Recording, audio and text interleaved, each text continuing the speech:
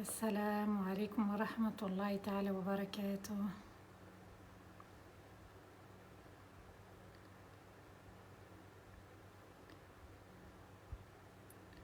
وعليكم السلام ورحمة الله تعالى وبركاته à tous et à toutes. Barakallahu fikum, merci pour votre présence. وعليكم السلام ورحمة الله تعالى وبركاته. Un bonheur, un plaisir. Qu'Allah vous récompense infiniment et grandement. Amin.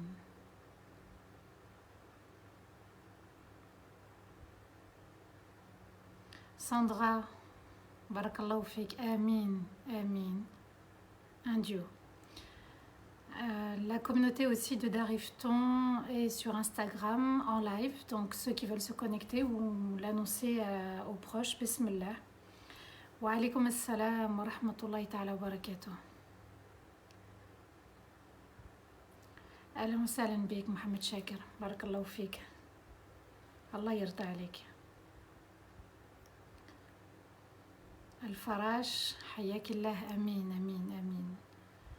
وعليكم السلام ورحمة الله تعالى وبركاته. حبيبة بارك الله فيك. أيساتا merci. Babrayan, tous mes frères et sœurs, Fatoumata, بارك الله فيكم, merci beaucoup. أعوذ بالله من الشيطان الرجيم. بسم الله الرحمن الرحيم. أن الحمد لله نحمده ونستعينه ونستغفره ونستهديه ونعوذ بالله من شرور أنفسنا ومن سيئات أعمالنا. من يهدي الله فلا مضل له ومن يضلل فلن تجد له وليا مرشدا. وأشهد أن لا إله إلا الله وحده لا شريك له وأشهد أن محمدا عبده ورسوله. بلغ الرسالة وأدى الأمانة ونصح الأمة وجاهد في الله حق الجهاد حتى أتاه اليقين. اللهم صل وسلم على سيدنا محمد في الأولين وصل وسلم على سيدنا محمد في الآخرين وصل وسلم على سيدنا محمد في الملأ الأعلى إلى يوم الدين. ربي اشرح لي صدري ويسر لي أمري واحلل عقدة من لساني يفقه قولي. ربنا لا تؤاخذنا إن نسينا وأخطأنا. ربنا ولا تحمل علينا إسرا كما حملته على الذين من قبلنا. ربنا ولا تحملنا ما لا طاقة لنا به واعف عنا واغفر لنا وارحمنا. أنت مولانا فانصرنا على القوم الكافرين. أنت مولانا فانصرنا على القوم الكافرين. أنت مولانا فانصرنا على القوم الكافرين. آمين اللهم آمين يا رب العالمين. Mes chers frères, mes chères sœurs et mes chers enfants, assalamu alaikum wa rahmatullahi ta'ala wa barakatuh. Que la paix soit sur nous tous, musulmans et non musulmans. Qu'Allah vous récompense infiniment pour cette belle fraternité, cette belle compagnie qu'on passe ensemble chaque week-end de vendredi à dimanche, et qu'Allah nous permette d'être parmi ceux qui se souviennent énormément de leur Seigneur. Qu'Allah nous fasse cet honneur, Inch'Allah, je l'espère, cette belle compagnie. Voilà ceux qui se souvenaient de leur Seigneur. Chaque week-end, ils se privaient un petit moment pour aller à la connaissance d'Allah. Surat al-Baqarah, la sourate de la vache. Nous sommes arrivés à la 5e partie de cette sourate magnifique qui représente la 2e sourate du Coran avec 286 versets. Et je le rappelle, cette sourate est médinoise.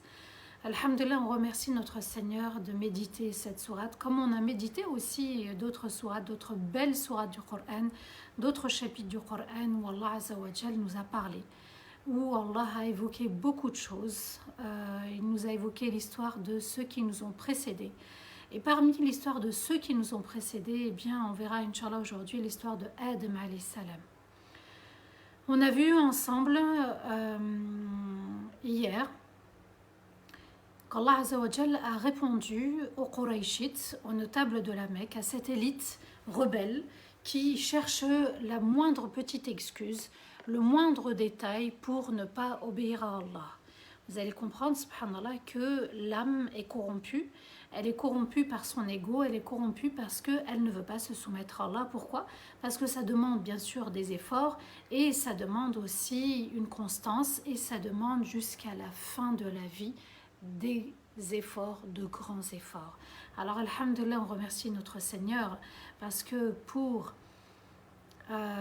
récolter les fruits de nos œuvres, il va falloir d'abord œuvrer. Ça fait partie de la vie, d'être testé, d'être éprouvé. Eh bien, il va falloir passer le test, c'est une évidence. Et vous allez comprendre un petit peu comment les versets qu'on va méditer ensemble répondent aussi à notre quotidien. Donc Allah Azza wa Jalla leur a dit, si vous doutez que Rasulullah sallallahu alayhi wa sallam, que Muhammad parmi vous est l'auteur ou non de ces versets, est-ce qu'ils appartiennent à Allah ou ils appartiennent à Muhammad? Alors apportez la même chose. Allah les a défiés et il leur a dit en ajoutant, si vous pouvez le faire, mais vous ne pourrez jamais le faire. Apportez la même sourate, ne serait-ce que, subhanallah, la plus petite sourate, si vous arrivez à apporter la même, eh bien, sachez une chose, que vous ne pourrez jamais le faire, vous êtes dans l'incapacité de le faire, parce que ce sont uniquement les versets d'Allah. Et puis, Allah Azza wa Jal leur a demandé à ce moment-là de craindre le feu de l'enfer. Donc, vous voyez que Allah est bienveillant, il est doux avec eux, il est plein de rahma, de considération, il répond aussi à leur comportement et il leur dit que la soumission doit se faire et il va dans leur sens, hein. Il les entend, il les écoute et il leur dit subhanallah, ça n'est que comme ça que ça peut se passer. C'est la volonté d'Allah, le choix d'Allah, les versets magnifiques d'Allah, les paroles magnifiques d'Allah. Si vous osez défier, sachez, subhanallah, que vous ne pourrez jamais défier Allah. Et puis, craignez le feu de l'enfer. Et c'est un rappel aussi pour nous, subhanallah, le feu de l'enfer, puisqu'on est dans la saison estivale. Et cette saison estivale, subhanallah, elle pousse à la tentation. Elle pousse au péché dans les paroles, dans les actes, à nous de bien comprendre, subhanallah, qu'on ne peut pas défier Allah Azza wa Jal. Ensuite, Allah va annoncer la bonne nouvelle aux croyants en leur disant, vous qui œuvrez sincèrement pour Allah uniquement, c'est-à-dire que chaque acte, chaque œuvre, je dois m'en soucier, lui porter de l'intérêt et de me dire, est-ce que je le fais pour Allah ou est-ce que je le fais pour mon ego? Si c'est pour Allah, alhamdoulilah, j'attends uniquement la récompense d'Allah et je n'attends aucun retour de la part des gens. Si c'est pour mon ego, bien sûr, je vais me plaindre et je vais vouloir attendre des autres. Ensuite, Allah Azza wa Jal va nous parler du moustique en nous disant que cet insecte, subhanallah, Allah l'a considéré.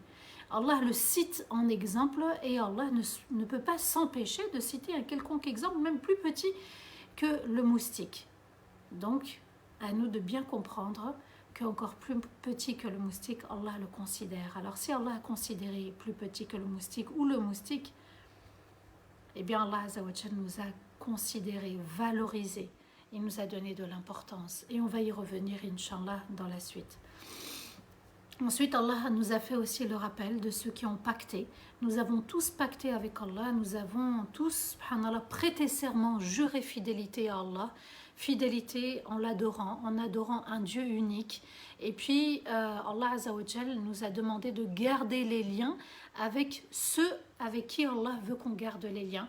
Il n'y a pas que les parents, il n'y a pas que la famille. Il y a le lien avec la salat, il y a le lien avec l'au-delà, il y a le lien avec la tombe, il y a le lien avec les bonnes actions, il y a le lien avec le bon comportement, la bonne parole.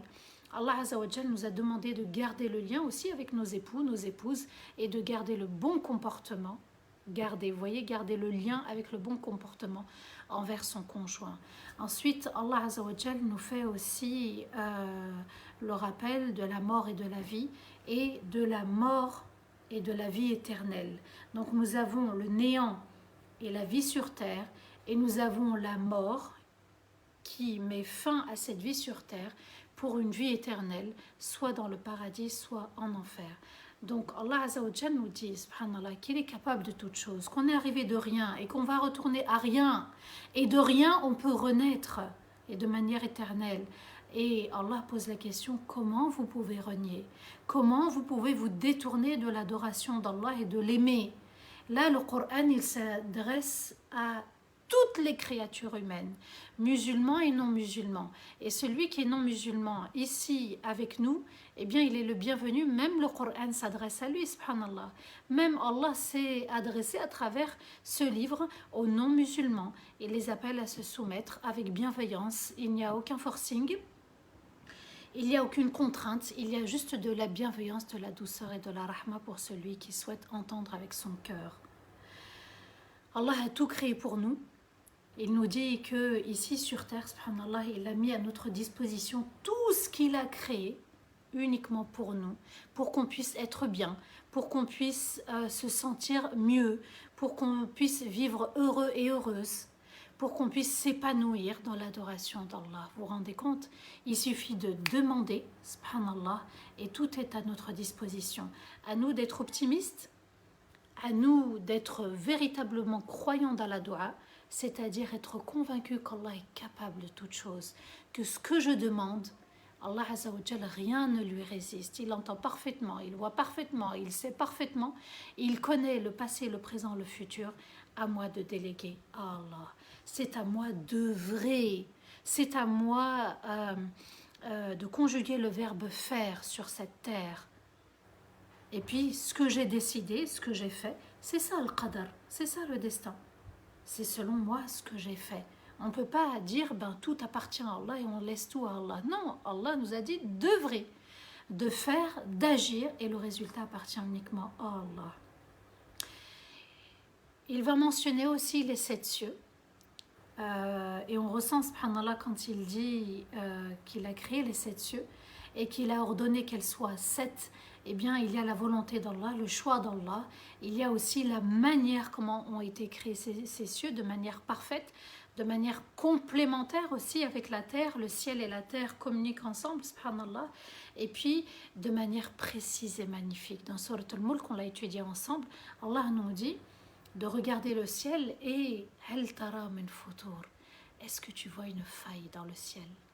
Est-ce que tu vois une brèche, une faille, un truc imparfait dans le ciel? Tout le monde est émerveillé, tout le monde photographie le ciel, tout le monde contemple le ciel, les nuages, le coucher du soleil, le soleil quand il est dans le ciel. Vous voyez, subhanallah, eh bien ça c'est très important, la contemplation, de regarder le côté magnifique, précis, parfait d'Allah. Et Allah Azza wa Jal nous dit qu'il est savant et parfait, savant parfait de toutes choses. Il sait pour tout, quand est-ce qu'elle est arrivée, comment elle est arrivée, pourquoi elle est arrivée, quand est-ce que ça se termine. À nous de bien comprendre qu'on est entre les mains de celui qui est parfait, celui qui ne se trompe pas, celui qui n'a pas d'égal, c'est-à-dire ni enfant, ni associé, il est l'unique. Personne parmi ceux que les gens ont pris pour associés n'a revendiqué la création de l'univers. Ne serait-ce que Jésus, Isa, ne serait-ce qu'aucune autre créature a revendiqué la création du soleil, de la terre, de la lune. Personne ne l'a fait. Alors on se soumet entièrement et on cesse les questionnements, les interrogations qui nous mènent à notre perte. Allah Azza wa Jal, comme vous l'avez vu, il insiste beaucoup sur le kufr, le fait de renier Allah. Le Coran est riche en versets, en signes qui nous disent ne reniez pas Allah puisque c'est le Créateur, il a créé à partir du néant et il nous a donné vie et il est capable. Où sont les morts, subhanallah, ceux qui sont autour de nous? Les prophètes, les messagers, où sont-ils? Où sont-ils? On évoque leur nom, mais où sont-ils? Est-ce que le fait d'avoir évoqué leur nom fait d'eux des êtres vivants? Ils sont partis, ils sont morts, comme Jésus. Je vois un petit message passer. Il est où Jésus? Isa, il est où? Il est mort. Donc un Dieu est éternel. L'être auquel on s'y attache éternellement, c'est Allah Azza wa Jal. Donc Isa, Jésus est mort comme toutes les autres créatures. Et puis, quand on adore Allah, le Seigneur qui mérite d'être adoré, l'être qui mérite qu'on s'y attache, il est parfait, il ne se trompe pas. C'est nous, on se trompe. Quand il décide, subhanallah, sa décision est parfaite et juste, à nous de nous soumettre entièrement. Et qu'est-ce que ça nous coûterait de nous soumettre, subhanallah? Allah pose la question, et qu'est-ce que ça nous coûte de placer notre confiance en Allah? Alors place ta confiance en celui qui t'a créé, celui qui te nourrit, même si Jésus n'est plus là, d'accord? Et son nom est vivant, mais pas son être. Son nom est vivant même dans le Coran, mais pas son être. Donc son être n'est plus sur terre et il reviendra, ça c'est le miracle d'Allah, c'est le choix d'Allah, il reviendra sur terre par la décision unique d'Allah. Alors Allah pose la question, Kayfa takfuruna billah, comment vous pouvez renier Allah, comment vous pouvez être ingrat vis-à-vis de sa création, vis-à-vis de nous-mêmes, comment on peut oser le renier. Et maintenant, Allah Azza wa Jal va nous parler de l'histoire du début de Adam alayhi salam, qui vient du néant. C'est très très important de reprendre son histoire, de reprendre le Coran, notre livre sacré, le dernier des livres, et de se souvenir aussi d'où on vient. A'udhu billahi minash shaitanir rajim, bismillahir rahmanir rahim. On étudiera les versets 30 à 35. Pour le verset 30, Allah nous dit وَإِذْ قَالَ رَبُّكَ لِلْمَلَائِكَةِ إِنِّي جَاعِلٌ فِي الْأَرْضِ خَلِيفَةً قالوا أتجعل فيها من يفسد فيها ويسفك الدماء ونحن نسبح بحمدك ونقدس لك قال إني أعلم ما لا تعلمون. Et quand ton Seigneur a dit aux anges, je vais créer sur terre un responsable. Ils ont répondu, tu vas placer sur terre un être qui va semer le désordre et répandre le sang alors que nous célébrons ta perfection et tes louanges avec ta reconnaissance et ton admiration. Nous nous purifions pour que tu sois satisfait de nous et nous purifions ton nom. Allah répond, je sais parfaitement ce que vous ne savez pas. Juste ce premier verset, subhanallah, le verset d'aujourd'hui, il suscite beaucoup d'interrogations, mais on ne va pas s'étaler. Allah informe, subhanallah, les anges. Qui sont les anges? Ce sont des créatures de lumière qui obéissent parfaitement à Allah. Et ces anges, subhanallah, ils se sont posés une question. Une question qu'ils vont poser à qui? À leur Seigneur. Mais avant de poser la question à leur Seigneur, comment? Allah Azza wa Jal annonce. Vous voyez, subhanallah, quand on annonce quelque chose à quelqu'un, c'est que cette chose, elle est importante. Tout simplement. Et quand ton Seigneur a dit aux anges, je vais créer sur terre un responsable. Donc ici, Allah Azza wa Jal, il savait que Adam allait vivre sur terre. Et qu'il l'a créé pour une mission sur terre. Et ils ont répondu, tu vas créer un être sur terre qui va répandre le désordre et qui va semer le désordre et répandre le sang, c'est-à-dire la guerre, c'est-à-dire, subhanallah, tuer de manière injuste. Ya Allah, ici, les anges étaient étonnés. C'est vraiment une question d'étonnement, ça n'est pas de la médisance, comment... Ici, ils ont demandé à Allah est-ce qu'ils pouvaient poser la question, on dit les savants, et Allah leur a permis de poser la question. Regardez, subhanallah, le respect. Regardez la considération. Regardez aussi la manifestation de la part des anges de célébrer les louanges de perfection d'Allah Azza wa Jal. Là, on doit aussi s'en inspirer. Il y a une manière de parler à Allah, il y a une manière de demander à Allah, il y a une manière de considérer Allah. Et Allah nous dit, alors que nous célébrons ta perfection, on doit vraiment s'en inspirer, on doit vraiment aussi le ressembler, on doit être dans le dhikr subhanallah, walhamdulillah, wa la ilaha illallah, wallahu akbar. Subhanallah veut dire, ya Allah, tu es au-dessus de toute imperfection, tu es parfait, tu ne fais aucune erreur, tu es au-dessus de l'erreur. Donc ici, Allah Azza wa Jal prend une décision et il annonce.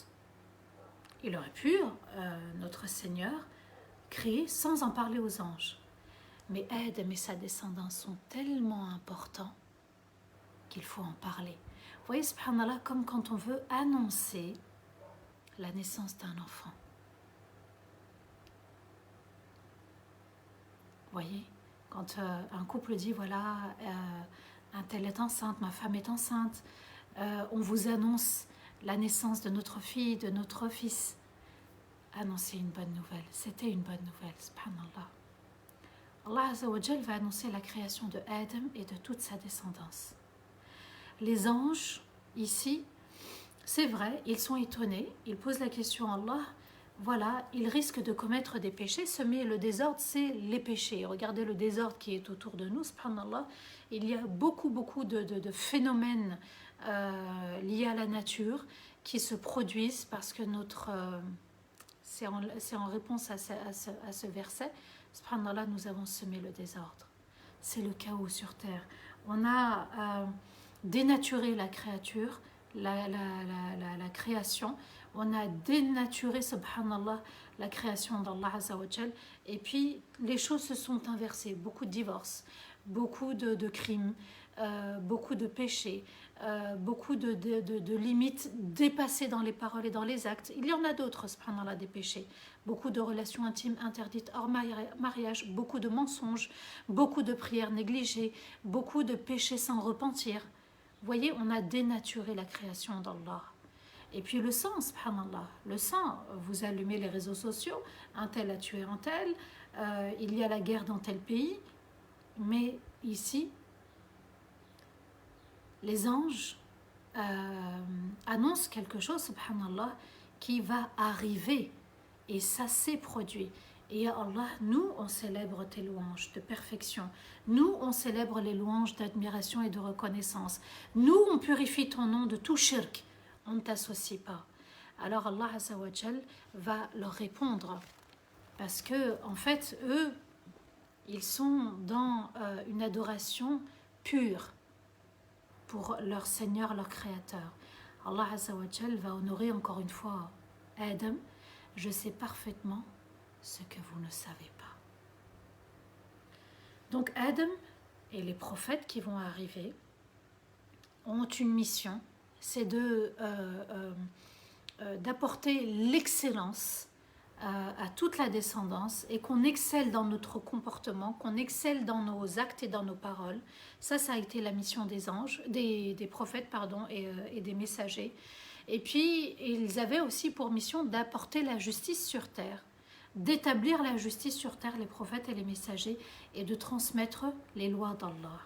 Alors pourquoi les anges sont étonnés? Ils manifestent, subhanallah, leur étonnement, parce que les anges ont compris, subhanallah, par le mot khalifa, un responsable, qu'il y en a qui seront responsables de leurs actes et d'autres qui ne seront pas responsables de leurs actes. Ceux qui sont responsables, ils arrivent à apporter la paix, la justice sur terre, et puis à transmettre le bien et d'agir dans l'obéissance d'Allah.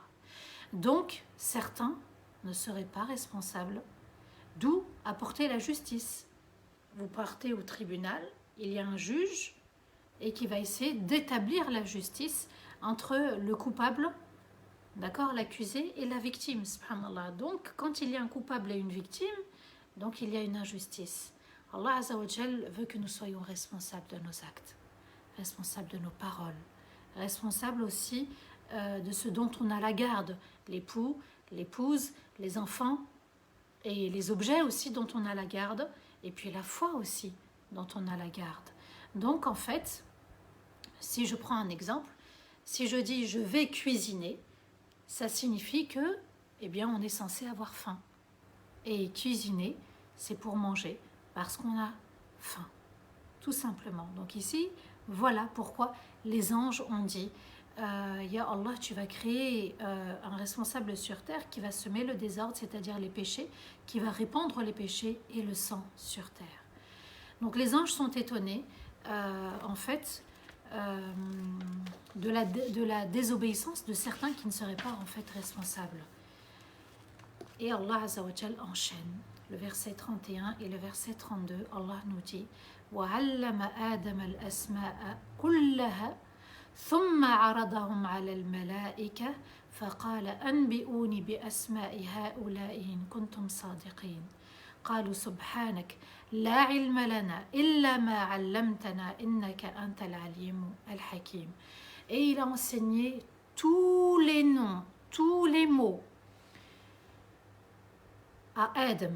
Puis il les a exposés aux anges. Ensuite il a demandé aux anges, apprenez-moi ces mots si vous les connaissez.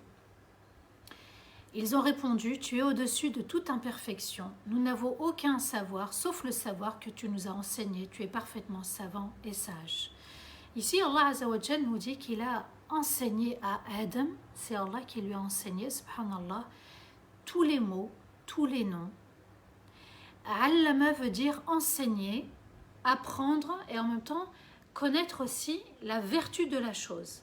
Donc, dans ce mot, Allama Adam al-Asma, kullaha, le kullaha signifie tous les mots, la cuillère, la fourchette, la tente, la montagne, vous voyez, subhanallah, tous ces mots-là, les couleurs, Et puis dans différentes langues, Adam connaissait l'arabe avant toute créature sur terre, il connaissait le français avant toute créature sur terre et d'autres langues avant toute créature sur terre.